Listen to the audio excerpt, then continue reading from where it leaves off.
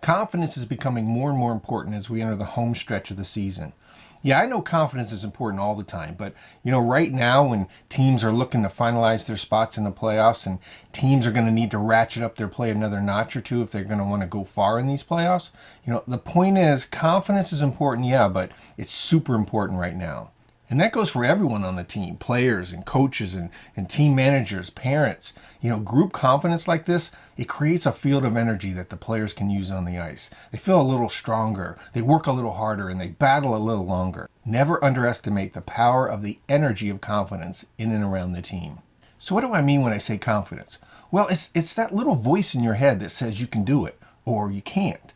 And when it says you can, well, that's your confidence talking. But when it says you can't, well, then that's a lack of confidence. You see, the lack of confidence, it's that same voice in your head, but this time it's being a jerk. And it's telling you that you either can't do it or you'll probably screw it up or you'll fail horribly. And the thing is about that little voice is that it's not always very helpful. When it's being nice, telling you good things, telling you things that you want to hear, things that move you forward, then yes, it's pretty awesome. And that's when your confidence is booming. But what about when it's being a jerk, telling you that you don't have the skill or the experience or the ability or the knowledge or just saying that you suck? Let me tell you a little secret about this little jerk voice. It's actually trying to protect you from failure and embarrassment and humiliation. It's actually being your buddy and trying to convince you that, well, if you don't try, you can't fail. If you don't fail, well, you're not a loser. Geez, thanks, right? The way to eliminate lack of confidence is to stop listening to that jerk voice and pay attention to the confidence voice. So how do you do that? Well, for one, let that jerk voice say whatever it wants. And you just smile and you say, well, that might be true what you just said, but I'm going to do it anyways.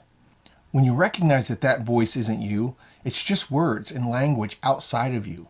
I usually try to put a face on it, maybe pick a cartoon villain character or something. And then when I hear those words in my head, I picture that evil jerk face dude standing right next to me, maybe a couple of feet away actually, talking to me, trying to keep me from growing and expanding and becoming more than I am right now.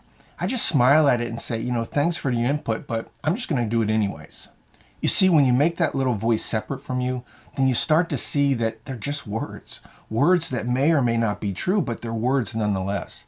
And I know you're the kind of person who isn't going to hide from the hard stuff. You're going to lean into things and you're going to get everything that you've got. So yeah, confidence is really huge in the second half of the season and super important in the playoffs. So I suggest right now that you pay attention to the voices in your head and when they're supporting and positive, well, use that energy and confidence and drive and commitment to be the best player that you can be. But when it's negative and gloom and doom and you feel your confidence being pressed down, well, this is when I want you to put that face on your jerk voice. Look at it in the eye and say, you know what? I appreciate you trying to keep me safe, but I have things to do right now and you're not helping me. And then I want you to focus your energy and your confidence, your drive, your commitment to be the best player you can be. Well, how do you do that? Well, skate, shoot, back check, forecheck, hunt pucks, battle in the corner. It's about getting real serious about the skills that it takes to play hockey and then executing those skills at a high level. It's about taking your compete level up a couple of notches and outworking the other guy. I know this is easier to describe than it is to do. We all have that little voice that makes us feel like we're not quite good enough.